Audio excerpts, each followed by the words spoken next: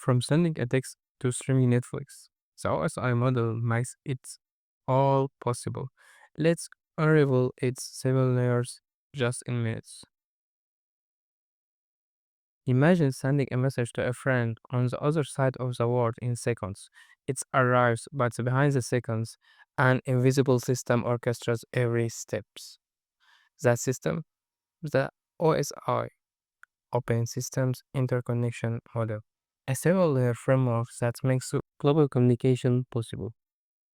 At the top, the application layer is where you interact, whether browsing the web, sending emails, or video calling. Just below, the presentation layer translates data into universal language, handling encryption and conversion, so your message stays secure and efficient.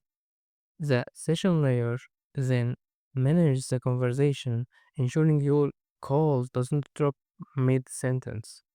Next, the transport layer chops data into packets with TCP, ensuring nothing gets lost, while UDP spits things up for real-time actions like gaming. The network layer takes over using IP addresses to route your data across the internet like a GPS. As it reaches its destination, the data link layer checks for errors and uses MAC addresses to deliver packets to the right device. Finally, the physical layer turns everything into raw electrical signals, light pulses or radio waves, the actual highway of the internet.